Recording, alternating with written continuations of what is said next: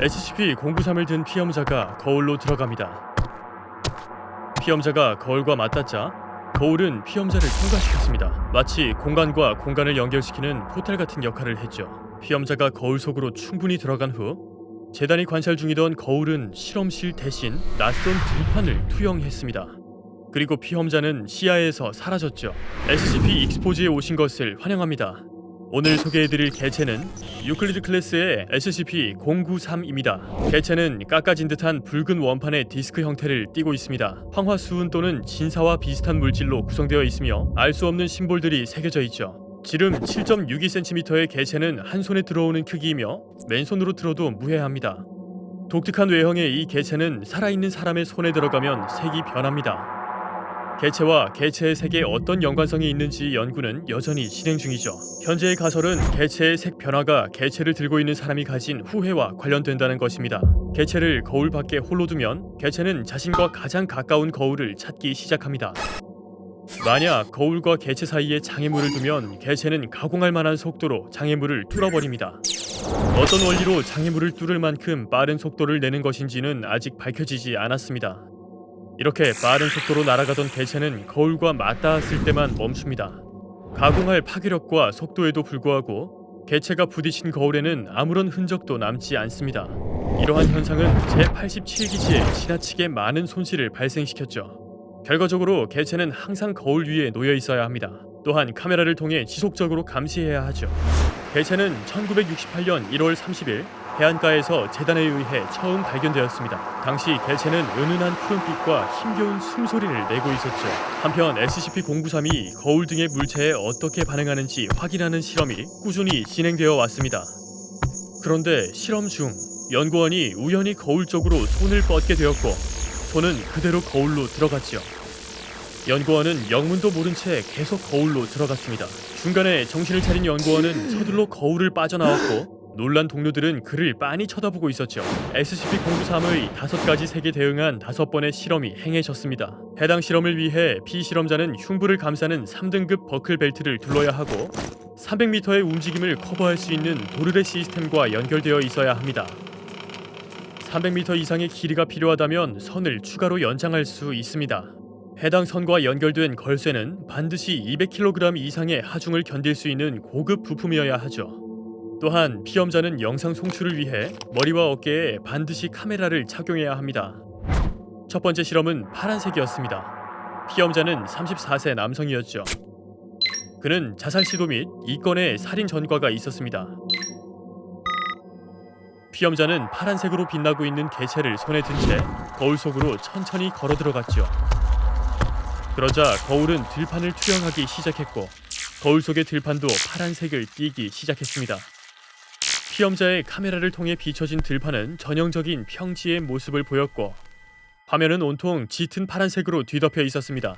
피험자는 자신의 주위를 좌우로 살펴보았지만 어떤 지형 지물도 없었죠. 잔디, 건초들, 그리고 조금 긴 풀들을 이리저리 움직이는 바람만 불고 있을 뿐이었습니다. 피험자는 곧장 걸으라는 지시를 받고 움직였습니다. 약 500걸음 정도 채 못 갔을 때 큰 구멍 하나를 발견하죠. 구멍으로 들어가라는 지시를 받은 피험자는 거부감을 드러내는가 싶더니 곧 동의했죠. 그런데 구멍에는 내려갈 만큼의 마땅한 사다리나 줄이 없었습니다. 피험자는 자신의 두 손과 도르래에 전적으로 의지해야 했죠. 약 100m 정도의 케이블을 사용한 후 피험자는 구멍의 바닥에 발을 내려놓을 수 있었습니다. 바닥에는 아무것도 없었죠. 그러나 조금 걷자 터널 하나가 나왔고 진흙이었던 구덩이는 곧 콘크리트로 변했습니다. 피험자는 고약한 냄새가 난다고 이야기했죠. 그리고 복도는 희미한 불빛과 함께 막혀 있었습니다. 복도의 끝에는 7개의 문이 있었습니다. 왼쪽과 오른쪽에 각각 3개의 문이 있었고 가운데에 나머지 하나가 있었죠. 그리고 그 가운데에는 철제 선반 부속품처럼 보이는 물체가 뒤엉켜 있었습니다. 연구원들은 피험자에게 아무 문이나 열어보라고 지시했습니다. 처음 2개의 문은 잠겨 있었습니다. 그런데 3번째 문을 여는 순간 강한 빛이 쏟아져 나왔죠. 방은 텅 비어 있었고 벽은 더러웠습니다. 피험자는 벽에 있는 물질이 흙은 아닌 것 같다고 했지만 무엇인지는 설명하지 못했죠. 녹은 플라스틱과 비슷한 모양이었으며 그렇게 검지 않은 갈색이었습니다. 5번째 문을 연 피험자는 방 안에서 선반 몇 개와 물이 들어있는 박스들을 발견했습니다. 방의 천장은 아까와 같은 플라스틱 느낌의 재질이었죠. 그런데 갑자기 통제실의 스피커에 초고음역대의 소음이 발생해 약 3초간 소통이 끊겨버렸습니다. 피험자는 그 방을 나오라는 지시를 받았죠. 그런데 복도의 끝방에서 괴상한 형체가 언뜻 보입니다. 복도 끝방은 얼굴 하나가 겨우 보일 만큼만 열려 있었는데 그 문도 곧 닫혔습니다. 자세한 건 보이지 않았죠. 당시에는 연구원과 피험자 모두 이 사실을 몰랐습니다. 이후 검토 과정에서 밝혀진 사실이었죠. 피험자는 다시 지상으로 돌아왔습니다. 연구원들은 피험자에게 부착되어진 케이블이 갑자기 이상한 방향으로 움직였다고 이야기했습니다. 피험자는 별다른 행동을 보이지 않았는데도 말이죠. 피험자가 들판으로 돌아오자 연구원들은 피험자에게 그 자리에서 한 바퀴 돌아보라고 지시했습니다. 그러자 카메라에는 37명 정도의 형체들이 조용히 서 있는 모습이 담겼습니다. 파란 빛이 주변에 비해 비교적 약했습니다.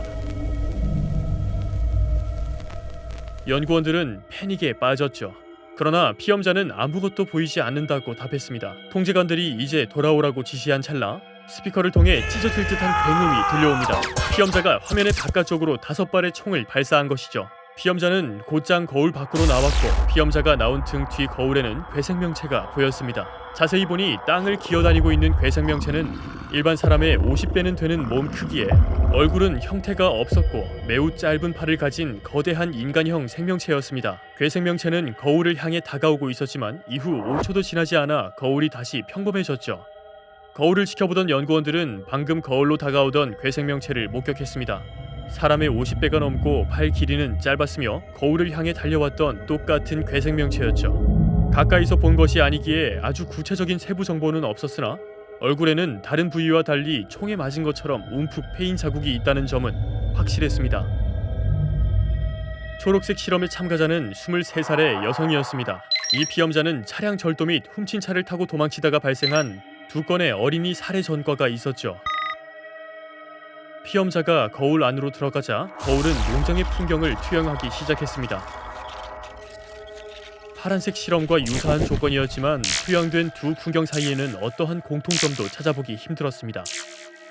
오른편으로는 농가가 있었죠. 농가는 꽤 컸고 2층짜리였으며 끄트머리에 지하실 입구가 있었습니다. 피험자는 갑작스럽게 총을 꺼내들었고 당황한 연구원들은 진정하라고 지시했습니다. 거친 숨소리가 음향장치를 통해 몇 분 동안 전달되더니 곧 자신은 괜찮다고 대답하는 피험자의 목소리가 들려왔습니다. 그리고는 농가를 향해 걷기 시작했죠. 점점 다가가자 지하실 입구 부근에 널브러져 있는 아이들의 자전거 2대가 발견되었습니다. 뜯겨진 자국으로 밀어볼 때 부서진 채 나뒹굴고 있는 나무 문은 지하실 입구의 문이었던 것으로 보입니다. 대피로 계단에는 신발부터 상의까지 소년의 것으로 보이는 물품들이 정렬되어 있었습니다.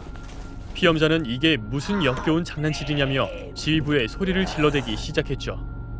연구원들은 생전 처음 보는 광경이니 진정하라고 이야기했습니다. 피험자는 또다시 몇 분간의 휴식을 가지더니 다시 실험에 임했습니다. SCP-093이 피험자의 과거와 관련된 장면을 투영한 것인지는 확실하지 않습니다.